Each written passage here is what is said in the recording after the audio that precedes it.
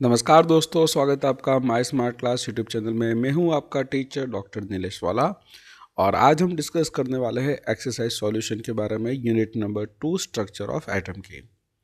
जो हमारा last video था, पार्ट 6 था, उसके अंदर हमने अप टू 2.50 तक के सारे क्वेश्चन सॉल्व कर दिए थे। तो इस वीडियो में हम बढ़ने वाले आगे 2.51 से। तो चलिए शुरू करते हैं आज का वीडियो। तो हमारा पहला क्वेश्चन है 2.51। The work function of a cesium atom is a 1.9 electron volt. Calculate threshold wavelength and B threshold frequency of a radiation. If the cesium element is irradiated with a wavelength of 500 nanometer, calculate the kinetic energy and the velocity of ejected photoelectron. तो चलिए अब इस numerical को solve करते हैं। तो work function की जो वैल्यू दी है वो है 1.9 इलेक्ट्रॉन वोल्ट। तो पहले इस इलेक्ट्रॉन वोल्ट को हम कन्वर्ट कर देते हैं जूल के अंदर, और वो कन्वर्ट करने के लिए हमको ये फैक्टर यूज़ करना पड़ेगा कि 1 electron volt is equal to 1.602 into 10⁻⁻⁹ joule. अब चलो आगे इसको सॉल्व करते हैं कि जो हमारे पास एक इक्वेशन थी एनर्जी की, E is equal to hc/λ। वहाँ पे E क्या थी? एनर्जी थी। और यहाँ पे जो वर्क फंक्शन है it is also what? One kind of energy. और उस एनर्जी से इलेक्ट्रॉन बाइंडेड है कहाँ पे? हमारे एटम के अंदर, राइट। तो वही इक्वेशन को बेस बनाते हैं हम कि जो फाई है उसको कंसिडर करते हैं एज अ एनर्जी, जिस एनर्जी से वो बंधा हुआ है। तो हमारी इक्वेशन क्या होगी? E is equal to hc/λ, लेकिन हमें लैम्बडा को सब्जेक्ट बनाएंगे तो इक्वेशन क्या होगी? लैम्बडा इज इक्वल टू hc/फाई। यहाँ पे h प्लैंक कांस्टेंट है, c है वेलोसिटी ऑफ लाइट, एंड जो फाई है वो है क्या? वर्क फंक्शन, मतलब वो एनर्जी है जिससे हमारा इलेक्ट्रॉन एटम के अंदर बंधा हुआ है। तो वो हमने सारी वैल्यूज यहाँ पे रख दी, और जो लैम्बडा की वैल्यू मिली वो हमें कितनी मिली? 6.53 इंटू 10⁻⁻⁷ मीटर। अगर आपको इसको नैनोमीटर में कन्वर्ट करना हो तो आपको ये पता होना चाहिए कि 10⁻⁹ metre is equal to 1 nanometre. तो हमारे पास अभी कितने मीटर हैं? 6.53 इंटू 10⁻⁻⁷ मीटर। तो यहाँ पे क्रॉस मल्टीप्लीकेशन करेंगे, ये ऊपर जाएगा, ये नीचे आएगा, और ये हमें मिलेगा 6.53 इंटू 10⁻⁷ प्लस 9, दैट मीन्स 10⁻²। तो 2 डेसिमल पॉइंट राइट साइड पे जाएंगे, तो जो वो आंसर आएगा वो कितना होगा? 653 नैनोमीटर, जो यहाँ पे मैंने सीधा सीधा इधर लिख दिया है, राइट। चलो अब यहाँ पे हमारा अभी काम खत्म नहीं हुआ, हमें और भी आगे जाना है, क्योंकि हमने सिर्फ अभी क्या फाइंड आउट किया है? Threshold wavelength. लेकिन अभी जो फाइंड आउट करना है वो है थ्रेशोल्ड फ्रीक्वेंसी। अब फ्रीक्वेंसी एंड वेवलेंथ कैसे एक दूसरे के साथ रिलेटेड है? सिंपल इक्वेशन है, nu is equal to c/λ। मतलब फ्रीक्वेंसी चाहिए तो क्या करना पड़ेगा? c/λ। c क्या है? It is a velocity of light, and lambda क्या है? जो अभी हमने फाइंड आउट किया था 653 नैनोमीटर, और उसको मीटर में कन्वर्ट करें तो हमें क्या करना पड़ेगा? 6.53 इंटू 10⁻⁷ मीटर। अगर ऐसा ना करना हो तो सीधा आप ले सकते हैं 653 इंटू 10⁻⁹, तो भी यहाँ पे सेम टू सेम ही वही आंसर आएगा, और वो आंसर है 4.5937 इंटू 10⁻14 हर्ट्ज। आप सेकंड इनवर्स भी लिख सकते हैं, it is also unit of what? Frequency. तो अब जो हमने किया वो क्या था? क्या हमने फाइंड आउट किया? फ्रीक्वेंसी फाइंड की, थ्रेशोल्ड फ्रीक्वेंसी। अब आगे जाना है हमें नेक्स्ट इसके प्रॉब्लम के अंदर, और वो है if the caesium element is irradiated with 500 nanometre wavelength. और अगर हम 500 नैनोमीटर वेवलेंथ उसके ऊपर अप्लाई करेंगे तो जो भी इलेक्ट्रॉन इंजेक्ट होगा उसकी काइनेटिक एनर्जी और वेलोसिटी हमें फाइंड आउट करनी है। तो चलो पहले हम लिख देते हैं कि 653 नैनोमीटर क्या है? उसकी थ्रेशोल्ड वेवलेंथ है, और थ्रेशोल्ड फ्रीक्वेंसी भी हमको मिल गई है। अब क्या करना है? एनर्जी फाइंड आउट करनी है कि ये जो 500 नैनोमीटर हम यूज़ कर रहे हैं, राइट, जो फोटोन यूज़ कर रहे हैं जिससे हमें क्या करना है? इलेक्ट्रॉन को इजेक्ट करना है, तो उसकी एनर्जी कितनी होगी? तो ऑफकोर्स एक ही इक्वेशन है हमारे पास, कौन सी? E is equal to hc/λ। तो h रखा, c रखा और लैम्बडा रखा। 500 नैनोमीटर मतलब 500 इंटू 10⁻⁹ मीटर। तो ये जो हमें एनर्जी मिली वो हम जो अप्लाइड कर रहे हैं, जो फोटोन हमारे एटम पे अप्लाइड कर रहे हैं इलेक्ट्रॉन इजेक्ट करने के लिए, उसकी एनर्जी मिल गई, राइट। अब मेन इक्वेशन है हमारी E is equal to 5 plus ke। इसका मतलब क्या है? ये है एनर्जी ऑफ अप्लाइड फोटोन। तो वो किसके अंदर डिस्ट्रीब्यूट होने वाली है? तो वर्क फंक्शन फाई के अंदर, और के के मतलब काइनेटिक एनर्जी ऑफ इलेक्ट्रॉन के बीच में डिवाइड होने वाली है। तो जो भी एनर्जी अप्लाई करेंगे तो वर्क फंक्शन और काइनेटिक एनर्जी में डिस्ट्रीब्यूट होने वाली है। और आप जैसे कि देख रहे हो कि यहाँ पे हमारे पास ये है अप्लाइड एनर्जी, ओके। तो चलो तो काइनेटिक एनर्जी को हम सब्जेक्ट बनाएं, जो कि यहाँ पे हमें फाइंड आउट करनी है, तो क्या होगा E माइनस फाइव, राइट। ये के को सब्जेक्ट बनाए तो फाइव इधर चला गया, तो क्या रहा E माइनस फाइव रहा। अब E की वैल्यू कितनी है, तो यहाँ रही एनर्जी ऑफ अप्लाइड फोटोन, तो मैंने यहाँ पे वो रख दिया है। और वर्क फंक्शन जो हमने आगे फाइंड आउट किया था, राइट, वो कितना था 3.043 इंटू 10⁻⁻19 था।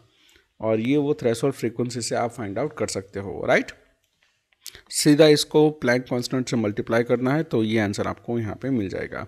अब इन दोनों का डिफरेंस लेंगे तो हमें क्या मिलेगा, काइनेटिक एनर्जी। और काइनेटिक एनर्जी की वैल्यू कितनी मिलेगी 9.318 इंटू 10⁻20 जूल। ओके, यहाँ पे हमारा ये वाला आंसर आ गया है, लेकिन अभी और भी काम बाकी है। हमें क्या फाइंड आउट करना है, वेलोसिटी ऑफ इजेक्टेड इलेक्ट्रॉन। तो काइनेटिक एनर्जी की इक्वेशन कौन सी है, के E is equal to 1/2 mv²। यहाँ पे m है मास, v है वेलोसिटी। तो मुझे वेलोसिटी चाहिए, तो मैं उसको सब्जेक्ट बनाऊंगा, तो ये 2 यहाँ पे जाएगा, तो इक्वेशन कौन सी बनेगी 2ke/m, राइट। देखो अब 2ke में 2 तो लिख दिया, ke मतलब काइनेटिक एनर्जी जो यहाँ पे है वो यहाँ पे लिख दिया हमने। और यहाँ पे मास, यहाँ पे इलेक्ट्रॉन इजेक्ट होने वाला है, और इलेक्ट्रॉन का मास कितना होता है 9.1 इंटू 10⁻31। ओके, यहाँ पे v² था, लेकिन यहाँ पे v है, तो हमें इसका क्या करना पड़ेगा अंडर रूट, जिसको हम ले सकते हैं 1/2, राइट। तो इस इक्वेशन को सॉल्व करेंगे तो आंसर आएगा 452538.6। और इसको ऐसे लिखेंगे साइंटिफिक नोटेशंस के अंदर, तो हमारा आंसर आएगा v is equal to 4.5 into 10⁻5 metre per second. हमारा जो नेक्स्ट न्यूमेरिकल है वो है 2.52। Following results are observed when the sodium metal is irradiated with the different wavelength, calculate the threshold wavelength and the Planck constant. अब ये numerical मैं separately इसका एक वीडियो बनाने वाला हूँ, क्योंकि इसके अंदर थोड़ा कॉम्प्लिकेशन है, तो मैं इसका एक अलग से वीडियो बना दूंगा। तो अब हम सीधा जाएंगे नेक्स्ट प्रॉब्लम 2.53 पर। The ejection of a photo electron from the silver metal in the photo electric effect experiment can be stopped by applying the voltage of 0.35 volt when the radiation is at 256.7 nanometer is used. Calculate the work function for silver metal. चलो अब शायद question आपके समझ में आ गया होगा ये क्या है। अगर नहीं आया है तो मैं आपको एक्सप्लेन कर दूं कि इसका मतलब क्या है। The ejection of photo electron from the silver metal, मतलब सिल्वर मेटल में से हम फोटो इलेक्ट्रॉन इजेक्ट कर रहे हैं by the photo electric effect experiment. अब शायद आपके माइंड में क्लियर होगा कि फोटो इलेक्ट्रिक इफेक्ट क्या है। अगर नहीं है तो मैं बता देता हूँ कि when a sufficient intensity of light is applied on the photo sensitive surface, मतलब कोई एक सरफेस है जो फोटो सेंसिटिव है, तो उस पर अगर कोई स्पेसिफिक फ्रीक्वेंसी वाली लाइट अप्लाइड करेंगे तो वहाँ से इलेक्ट्रॉन इजेक्ट हो गए, और इस इफेक्ट को हम बोलते हैं फोटो इलेक्ट्रिक इफेक्ट। तो इस न्यूमेरिकल में क्या होने वाला है कि सिल्वर मेटल पे हम कोई लाइट अप्लाइड कर रहे हैं और वहाँ से फोटो इलेक्ट्रॉन इजेक्ट हो रहा है, लेकिन इस इफेक्ट को हम स्टॉप कर सकते हैं if we apply the voltage of 0.35 volt, और जो रेडिएशन यूज़ किया है वो कितना क्या है 256.7 नैनोमीटर। और हमें फाइंड आउट करना है work function for the silver metal. अभी आगे के न्यूमेरिकल में भी हमने वर्क फंक्शन देखा था, और मैं फिर से बता देता हूँ कि वर्क फंक्शन का मतलब क्या है कि वो एक एनर्जी है जिससे हमारा इलेक्ट्रॉन एटम के साथ, न्यूक्लियस के साथ बंधा हुआ है, राइट। ओके, एनर्जी की इक्वेशन क्या है, E is equal to hc/λ, right. तो देखो यहाँ पे जो वेवलेंथ यूज़ की है वो है 256.7 नैनोमीटर, और उसके रिलेटेड जो भी एनर्जी है वो हम फाइंड आउट कर रहे हैं by using this equation. H रखा, C रखा, लैम्डा रखा, यहाँ पे नैनोमीटर में है तो क्या लिखेंगे 10⁻⁹ मीटर। तो ये हमारा आंसर आ गया किसका, जो हमने फोटोन अप्लाइड किया है इलेक्ट्रॉन इजेक्ट करने के लिए उसकी एनर्जी का, राइट। ओके, अब यहाँ पे जो हम क्या करने वाले हैं conversion joule to the electron volt. क्यों, क्योंकि यहाँ पे ये जो एनर्जी दी है वो किस में, वोल्ट में दी है, तो हम इसको भी कन्वर्ट करेंगे। जो पैरामीटर लास्ट टाइम यूज़ किया था वही करेंगे, like 1.602 into 10⁻⁹ joule is equal to 1 electron volt. और यहाँ पे जो एनर्जी है वो कितनी है 7.743 इंटू 10⁻⁹ जूल, तो वो कितने इलेक्ट्रॉन वोल्ट हो गए। तो यहाँ से जो फैक्टर मिलेगा वो आंसर होगा 4.83 इलेक्ट्रॉन वोल्ट। अगर आप इसका क्रॉस मल्टीप्लिकेशन करोगे, ये ऊपर जाएगा नीचे आएगा, तो आंसर आएगा कितना 4.83 इलेक्ट्रॉन वोल्ट, राइट। ओके, अब यहाँ पे इक्वेशन क्या है, energy is equal to 5 plus K E. Again मैं रिपीट कर देता हूँ, ये एनर्जी है अप्लाइड फोटोन की, ये है वर्क फंक्शन और ये है काइनेटिक एनर्जी।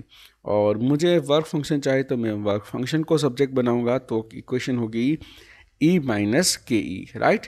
अब एनर्जी कितनी है यहाँ पे, तो वो है कितनी, 4.83 इलेक्ट्रॉन वोल्ट। और जो काइनेटिक एनर्जी है वो कितनी होगी, 0.35 वोल्ट। तो इनका डिफरेंस लेंगे तो जो आंसर आ रहा है वो कितना है, 4.48 इलेक्ट्रॉन वोल्ट, और वो होगा हमारा work function of the silver metal. अब जो हमारा नेक्स्ट न्यूमेरिकल है वो है 2.54। If the photon of a wavelength 150 picometre strikes an atom and one of its inner bound electron is ejected out with a velocity of 1.5 to 10 raised to 7 meter per second, calculate the energy with which it is bounded to the nucleus। चलो question समझ लेते हैं पहले कि यहाँ पे photon of the wavelength 150 picometre हमने strike किया है किसी एटम पे, राइट।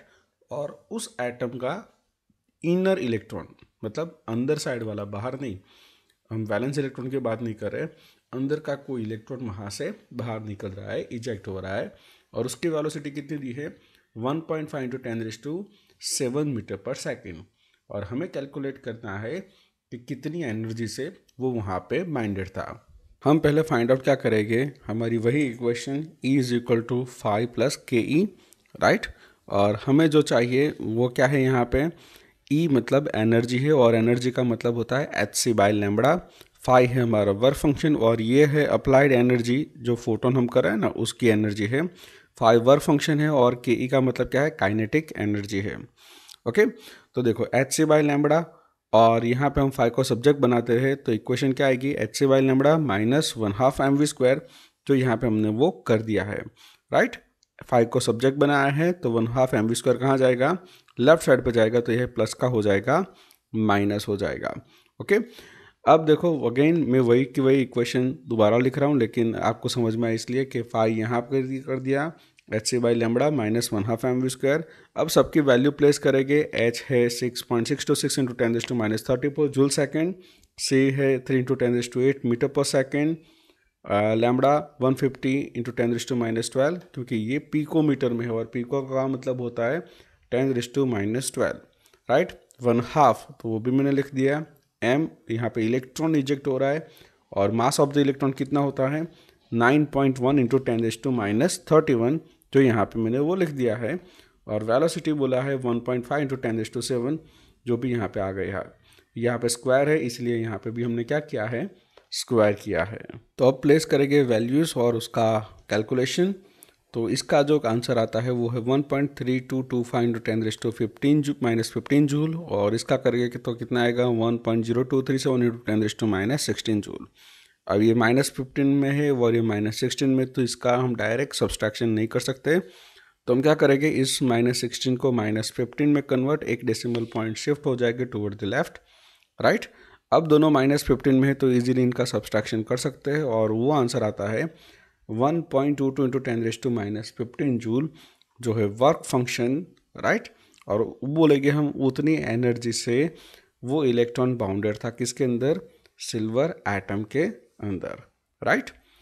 अब जो नेक्स्ट है न्यूमेरिकल वो है 2.55। Emission transition in the Paschen series and at orbit n is equal to 3 and start from the orbit n can be represented as a nu is equal to 3.29 into 10⁻15 hertz, 1 by 3 square minus 1 by n square. Calculate the value of n if the transition is observed at 1285 nanometer and find the region for the spectrum. तो चलिए अब इसका solution करते हैं। तो सबसे पहले हमारे पास जो न्यू की इक्वेशन है वो है 3.29 into 10⁻15, 1 by 3 square minus 1 by n square. अब न्यू इज इक्वल टू क्या होता है, c बाई लैम्बडा। मैंने न्यू को रिप्लेस कर दिया है c बाई लैम्बडा से, और बाकी की इक्वेशन सेम टू सेम मैंने यहाँ पे रखी है। अब नेक्स्ट स्टेप क्या होगा, c और लैम्बडा की वैल्यू, राइट। c है वेलोसिटी ऑफ लाइट, तो मैंने उसकी वैल्यू रखी थी इंटू 10⁸8, और जो लैम्बडा है वो यहाँ पे दिया है 1285 नैनोमीटर, तो मैंने यहाँ पे 1285 इंटू 10⁻9 लिख दिया है। 9 for what, -9 for nano, right. और बाकी का सब कुछ सेम टू सेम रखा हुआ है। अब इसको सॉल्व करेंगे तो इन दोनों का मैंने यहाँ पे सॉल्यूशन रखा और यहाँ का भी सॉल्यूशन देखो क्या है 1/3 मतलब 1.1/9 राइट। 3 का स्क्वायर कितना हुआ 9 हुआ। 2.33 इंटू 10⁻14 और यहाँ पे ये जो मल्टीप्लिकेशन में है इसके साथ ये सामने जाएगा तो क्या हो जाएगा डिवीज़न में हो जाएगा और ये यहाँ पे रहेगा सिंपल। हम धीरे धीरे इसका क्या कर रहे हैं सॉल्यूशन कर रहे हैं। ये पूरे मैथमेटिकल स्टेप आप सभी को पता ही है तो मैं ज़्यादा एक्सप्लेनेशन में टाइम वेस्ट नहीं कर रहा हूँ।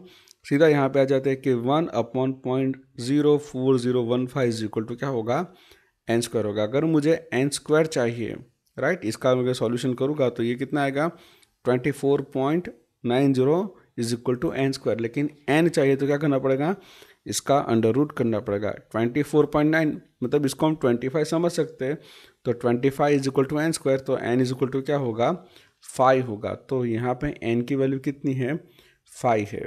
तो यहाँ पे n की वैल्यू कितनी है 5 है। और यहाँ पे पहले ही बोल दिया था कि पास्शन सीरीज है और पास्शन सीरीज कौन से रीजन में आती है IR रीजन में। Lyman Balmer Paschen Brackett and Pfund ये सीरीज आती है। जो लाइमैन सीरीज होती है वो UV रीजन में होती है, बार्मर सीरीज होती है विजिबल रीजन में, पास्शन ब्रैकेट एंड फंड वो सीरीज जो आती है वो IR रीजन में होती है। तो यहाँ पे पहले ही बता दिया है पास्शन सीरीज है दैट मीन्स वो कौन से रीजन में होगी इंफ्रारेड IR रीजन के अंदर होगी। अब हमारा नेक्स्ट न्यूमेरिकल है 2.56। Calculate the wavelength for the emission transition if it start from the orbit having the radius 1.3225 nanometer and ends to the 211.6 picometer. Name the series to which transition belongs to the region of the spectrum. अब यहाँ पे radius of the orbit बात की है तो orbit के related orbit की radius के रिलेटेड जो इक्वेशन है वो है r is equal to 0.529 n²/z और ये जो आंसर होता है वो रेडियस का किस में होता है एंगस्ट्रॉम के अंदर। ध्यान से देखो हमारे पास दो रेडियस दी है, एक है नैनोमीटर में है और एक है पिकोमीटर के अंदर। तो 1 हम पहले लिखा गया R1 मतलब पहली रेडियस जो है नैनोमीटर के अंदर तो उसका हम ये एंगस्ट्रॉम में कन्वर्जन कर देंगे क्योंकि ये जो इक्वेशन है वो किस में वैलिड है एंगस्ट्रॉम के अंदर। ये -9 मीटर क्या है उसका मतलब ये हमारा किस में हो गया मीटर के अंदर। अब इक्वेशन कौन सी है कि 10⁻10 metre is equal to 1 angstrom. तो इतने मीटर है तो कितने एंगस्ट्रॉम हो गए तो ये जाएगा ऊपर और 10⁻10 जाएगा नीचे।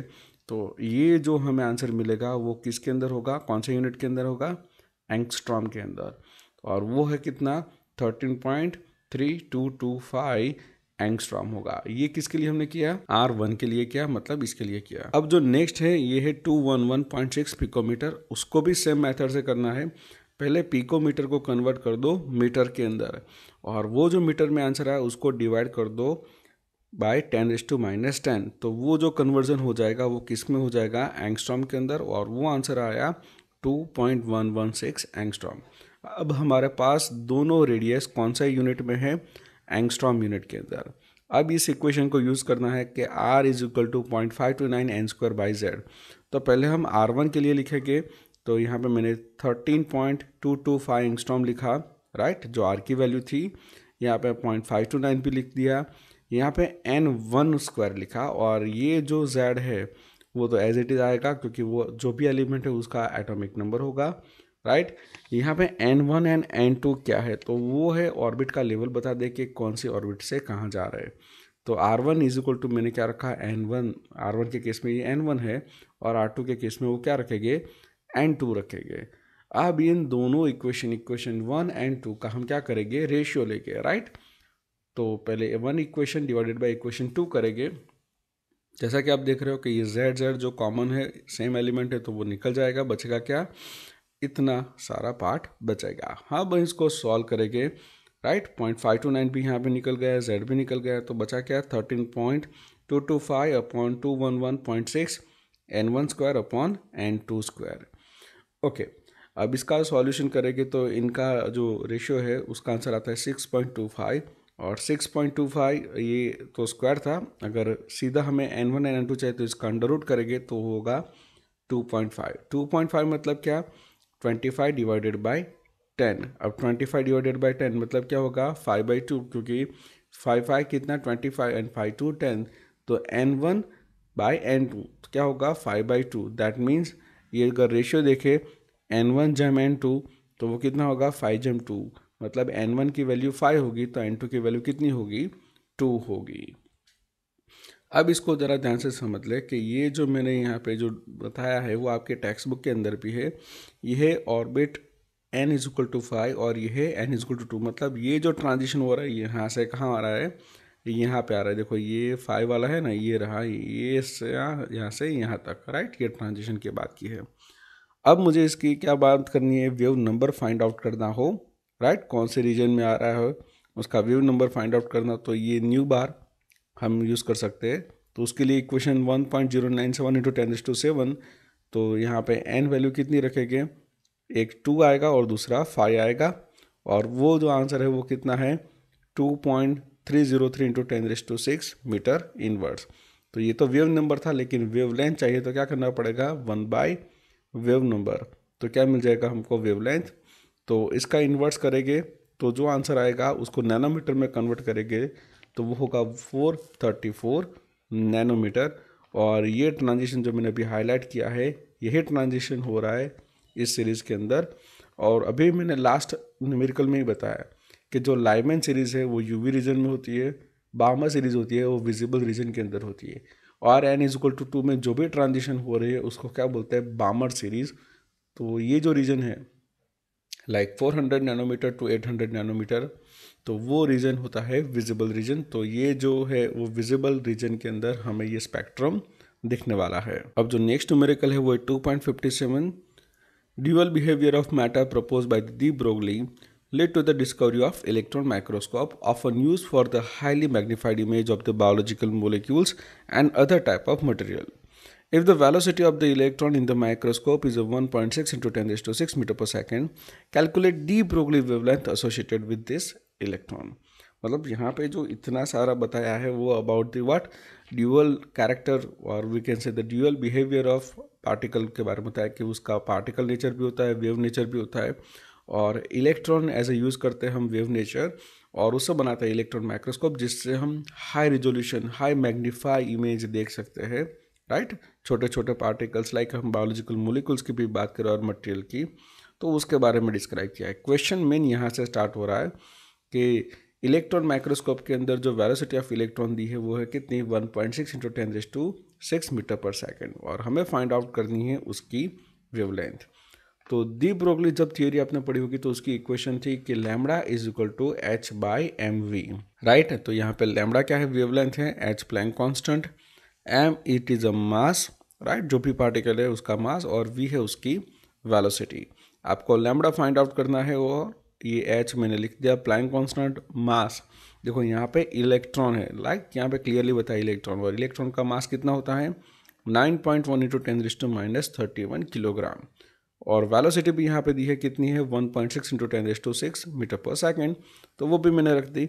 अब सिंपल जो भी काम करना है और आप और आपके कैलकुलेटर के बीच का काम है, और वो आ गया आंसर कितना, lambda is equal to 4.5508 into 10⁻⁻10 metre. अगर मुझे एंगस्ट्रॉम में लिखना हो तो आपको पता है 10⁻⁻10 मतलब क्या होगा, वो एंगस्ट्रॉम होगा, तो lambda is equal to 4.5 angstrom भी आप इसको लिख सकते हो। अब जो नेक्स्ट न्यूमेरिकल है वो है 2.58, similar to the electron diffraction, neutron diffraction microscope is also used for the determination of the structure of the molecules. If the wavelength used here is a 800 picometer, calculate the characteristic velocity associated with the neutron. तो अभी जो last numerical में किया था electron के बारे में, वही करना है हमको किसके बारे में, न्यूट्रॉन के बारे में, राइट। तो चलिए पहले हम क्या करेंगे, equation lambda is equal to h by M V, right, ये है दी ब्रोगली इक्वेशन। यहाँ पे ऑलरेडी आपको वेवलेंथ दे दी है, लैम्बडा दे दिया है, और आपको फाइंड आउट क्या करना है, वेलोसिटी, मतलब v को सब्जेक्ट बनाना है, तो v इज इक्वल टू क्या होगा h by M lambda. h Planck constant, m है मास ऑफ न्यूट्रॉन, और मास ऑफ न्यूट्रॉन है 1.67493 इंटू 10⁻⁻27 kg, ये मास ऑफ न्यूट्रॉन है। ध्यान से देखोगे तो यहाँ पे न्यूट्रॉन डिफ्रैक्शन के बारे में बात की है, राइट। और जो वेवलेंथ है वो है 800 पिकोमीटर, मतलब पिकोमीटर मतलब 10⁻12 मीटर। अब इसका सॉल्यूशन आप करोगे तो वो जो आंसर आ रहा है वो है 494 मीटर पर सेकेंड, और वो क्या होगी, velocity of the neutron, right. तो ये काफ़ी ईजी न्यूमेरिकल है करने के लिए। नेक्स्ट है हमारा 2.59. If the velocity of electron in a Bohr's first orbit is 2.19 into 10⁶ metre per second, calculate the de Broglie wavelength associated with it. Again हमें डी ब्रोगली इक्वेशन ही यूज़ करनी है, जो है lambda is equal to h/mv. Right, सीधा हमें wavelength ही find out करनी है. तो h प्लैंक कांस्टेंट, इलेक्ट्रॉन है तो mass of electron 9.1 into 10⁻31 kg, और वेलोसिटी भी दी है वो है 2.19 into 10⁶. सीधा इन सब का कैलकुलेशन करके आप आंसर लाओगे तो वो आंसर आएगा 3.325 into 10⁻10 मीटर, मतलब 3.3 एंगस्ट्रॉम आएगा. अब जो नेक्स्ट न्यूमेरिकल है वो है 2.60. The velocity associated with the proton moving in the potential difference 1000 volt 4.37 into 10⁵ meter per second. If the hockey ball of a mass of 0.1 kg is moving with this velocity, calculate the wavelength associated with the velocity. Again जब भी wavelength, मास और ये सब दिखे तो उसका मतलब क्या है, आपको यूज़ करनी है दी ब्रोगली इक्वेशन. तो ये है lambda is equal to h/mv. यहाँ पे जो बाकी की इंफॉर्मेशन दी है लाइक 1000 वोल्ट और ये सब, तो अब सीधा आपको देखो काम किसका है, 0.1 kg मतलब मास का काम है और वेलोसिटी का काम है. तो h हमने प्लैंक कांस्टेंट रख दिया, मास जो है यहाँ पे 0.1 kg वो सीधा यहाँ पे आ जाएगा, और वेलोसिटी कितनी है 4.37 into 10⁵ मीटर पर सेकेंड. आपको मैं बता दूं कि ये जो 1000 वोल्ट लिखा है वो आपके किसी भी कैलकुलेशन में यूज़ नहीं होने वाला है, क्योंकि ये सिर्फ आपको बताया कि ये जो प्रोटॉन मूव हो रहा है इतने पोटेंशियल पे, उसकी स्पीड इतनी है, लेकिन आपको वो पोटेंशियल का कोई काम नहीं है, आपको सिर्फ वेलोसिटी का काम है. क्योंकि दी ब्रोगली इक्वेशन में क्या यूज़ होता है, lambda is equal to h/mv, मतलब प्लैंक कांस्टेंट, मास, वेलोसिटी, और उससे फाइंड आउट करते हैं लैम्बडा. अब जैसे हमने लास्ट न्यूमेरिकल्स में किया था वैसे सीधा कैलकुलेशन करो, और वो जो आपका आंसर मिल गया वो कितना है, lambda is equal to 1.516 into 10⁻38 metre. तो ये है किसकी वेवलेंथ, ये जो हॉकी बॉल है उसकी वेवलेंथ. आप ध्यान से देखोगे कि इसका मास 0.1 kg है, तो इसकी वेवलेंथ बहुत ही कम आई है, और इतनी कम वेवलेंथ हम डिटरमाइन नहीं कर सकते, इवन हम देख भी नहीं सकते, हम मेज़र भी नहीं कर सकते, ये काफ़ी कम वेवलेंथ है. तो जो सब एटॉमिक पार्टिकल है लाइक प्रोटॉन, न्यूट्रॉन, इलेक्ट्रॉन, इनकी ही वेवलेंथ हम लोग फाइंड आउट कर सकते हैं और यूज़ कर सकते हैं. इतने हैवी पार्टिकल्स की ये जो वेवलेंथ है वो मेजरेबल नहीं है. राइट, नेक्स्ट क्वेश्चन है 2.61. If the position of electron is measured with the accuracy of 0.002 nanometre, calculate the uncertainty in the momentum of electron. Suppose the momentum of the electron is h/4 pi m into 10 into 0.05 nanometer. Is there any problem in defining this value? तो चलो यहाँ पे जब भी uncertainty बात आए तो आपको याद रखना है हाइजेनबर्ग अनसर्टेनिटी प्रिंसिपल. राइट, तो उसके अकॉर्डिंग टू हम इक्वेशन लिखेंगे कि ये जो हाइजेनबर्ग अनसर्टेनिटी इक्वेशन है वो क्या है, तो delta x into delta P is equal to h/4 pi. ये डेल्टा x क्या है, it is uncertainty in the position, and delta P है वो है uncertainty in the momentum is equal to h/4 pi. Right, तो अगर मुझे momentum की अनसर्टेनिटी फाइंड आउट करनी है जो कि यहाँ पे हमको बताया है, राइट, तो इक्वेशन क्या बनेगी, delta P is equal to h/4 pi delta X. h मतलब प्लैंक कांस्टेंट 4 पाई लिखा, और डेल्टा एक्स तो ऑलरेडी यहाँ पे दिया है कितना है 0.002 नैनोमीटर, मतलब इंटू 10⁻9 मीटर होगा, और वो जो आंसर हमको मिलेगा वो कितना होगा 2.63534 इंटू 10⁻23. तो ये जो हमने किया वो फाइंड आउट किया बाय कैलकुलेशंस. अगर हम एक्चुअल मोमेंटम की बात करें, जो यहाँ पे आपको इक्वेशन दी है कि h/4 पाई m इंटू 0.05 नैनोमीटर है, तो मैं यहाँ पे h/4 पाई m इंटू 0.05 नैनोमीटर लिख रहा हूँ, और उसकी भी वैल्यू फाइंड आउट करूँगा वो आंसर कितना आ रहा है, तो वो आंसर आ रहा है 1.055 इंटू 10⁻24 आ रहा है. तो हमारे पास दो वैल्यू है, एक है एक्चुअल जो यहाँ पे अभी हमें मिली, और दूसरी है कैलकुलेटेड जो हमने अभी ऊपर से फाइंड आउट की. तो जैसा कि आप ध्यान से देख रहे हो कि जो कैलकुलेटेड वैल्यू है वो ज़्यादा है और एक्चुअल वैल्यू कम है. तो एक्चुअल वैल्यू इतनी कम है तो वो हम मेज़र नहीं कर सकते, हम वो फाइंड आउट नहीं कर सकते.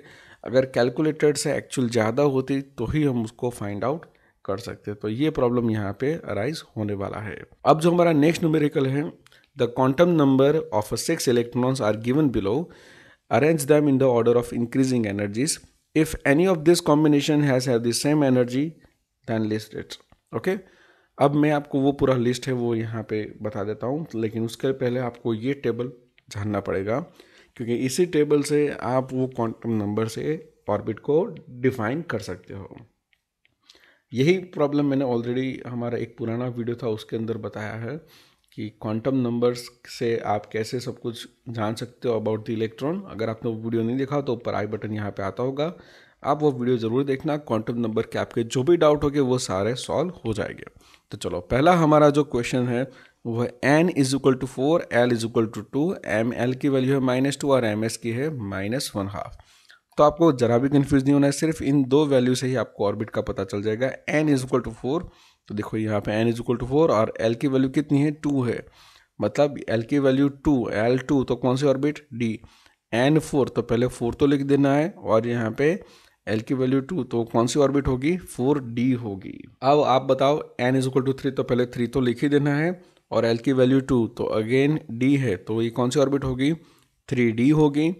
n की वैल्यू 4, l की वैल्यू 1, 4 तो पहले 4 लिखेंगे और l की वैल्यू 1 मतलब क्या आएगा वो p ऑर्बिट, तो वो होगी 4p। ये -2 और ml और ms का फिक्र मत करो। क्यों मत करो? क्योंकि मैं आपको बताऊं कि ये जो एनर्जी है वो इन दोनों पे ज़्यादा डिपेंडेंट नहीं करेगी, क्योंकि l और n पे ही डिपेंड करेगी। ये शायद हम ऐसा वैसा को बोल सकते हैं like px py pz -dz² dxy dyz, और ये सब इसका काम है। अभी हमको उसमें नहीं जाना है, सिर्फ हम n और l से ही ये सब डिफाइन करेंगे और उसकी एनर्जी भी फाइंड आउट करके देखेंगे, राइट। अगर n इज इक्वल टू 3 है तो पहले हम क्या लिख देंगे 3 और l की वैल्यू 2, तो 2 का मतलब d, तो ये होगी वो ऑर्बिट हमारी 3d। n is equal to 3 तो 3 लिखेंगे, l1 तो क्या होगा 1 का मतलब p होगा, तो वो हमारी 3p होगी। n की वैल्यू 4 तो सीधा पहले 4 लिख देंगे, और l की वैल्यू 1 मतलब क्या होगा p ऑर्बिट, तो ये होगी हमारी 4p ऑर्बिट। अब जरा क्वेश्चन ध्यान से देखो, यहाँ पे कितने इलेक्ट्रॉन है 6 इलेक्ट्रॉन, और 6 के 6 इलेक्ट्रॉन की ऑर्बिट हमने यहाँ पे लिख दी है। 4d कितनी बार आ रहा है, देखो एक ही बार है। 3d कितना है 2 बार 3d है। 4p कितनी बार है 2 बार है, और 3p कितनी बार है वो एक ही बार है। तो हम पहले सबको लिख देंगे, तो पहले 3p 3d 4p and 4d। 3p एक बार है, उसके अंदर एक ही इलेक्ट्रॉन है। 3d में 2 इलेक्ट्रॉन है। 3p में भी 2 इलेक्ट्रॉन है, जो यहाँ पे हमको 3p नहीं 4p में एक यहाँ पे है और एक यहाँ पे, तो वो भी मैंने यहाँ पे लिख दिया है। और 4d के अंदर एक ही इलेक्ट्रॉन है। अब जो एनर्जी का सीक्वेंस होता है वो है SPDF होता है, और साथ साथ में क्या होता है डिपेंड करता है क्वांटम नंबर पे। तो जो लोअर क्वांटम नंबर है उनकी एनर्जी कम होगी, हायर क्वांटम नंबर वाले की एनर्जी कैसी होगी ज़्यादा होगी। तो 3p एंड पहले बात करें 3 और 4 की, तो 3 वाले की एनर्जी कम होगी। अगर मैं बात करूँ एनर्जी सीक्वेंस ऑफ बॉक्स में, तो वो 4s 3d होता है, लेकिन यहाँ पे 4s नहीं है, सिर्फ 4p एंड 4d है, तो वो अभी मैटर नहीं कर रहा है, राइट। वो एक एनर्जी सीक्वेंस का पूरा डायग्राम होता है, वो आपकी बुक में आपको शायद मिल जाएगा, ऑफ बाउ, राइट। ऑफ बाउ प्रिंसिपल जो एनर्जी सीक्वेंस का होता है उसके बारे में है। आपकी बुक में ऑफ बाउ का जो एनर्जी सीक्वेंस होगा वो पूरा आपको देखना है, वो एरो करके आपको बताया होगा। अगर मैं यहाँ पे डिस्प्ले भी कर दूंगा, तो यहाँ पे सबसे पहले लोअर एनर्जी होगी वो 3p की आएगी, उससे हायर एनर्जी होगी 3d की, देन 4p, और सबसे हाईएस्ट होगा 4d की। यहाँ पे जो 2 इलेक्ट्रॉन आ रहे 3d के वो सेम ऑर्बिटल में, मतलब उनका जो एनर्जी होगी वो कैसी होगी सेम होगी। सेम फॉर द 4p के अंदर 4p के अंदर जो भी 2 इलेक्ट्रॉन आएंगे उनकी भी एनर्जी कैसी होगी सेम होगी, राइट। तो ये था पूरा हमारा एनर्जी सीक्वेंस। अब जो नेक्स्ट मैं न्यूमेरिकल बनाऊंगा वो होगा 2.52 के लिए, और अगर टाइम मिला तो हम स्टार्ट कर देंगे यूनिट नंबर 3, राइट। तो इतना सब कुछ जो भी मैंने एक्सप्लेन किया शायद आपको इस वीडियो में समझ में आ गया होगा। और भी कोई प्रॉब्लम हो तो आप कमेंट में लिख सकते हैं। इस वीडियो में कुछ और आपको बताना हो या पूछना हो या जानना हो तो भी आप कमेंट में बताइए। वीडियो कैसा लगा वो भी हमको एक्सप्लेन करिए। आपका एक एक सब्सक्रिप्शन और लाइक हमारा मोटिवेशन बढ़ाता है। So thank you so much for watching this video. Please like and subscribe and share this video to your friends. Thank you so much for watching.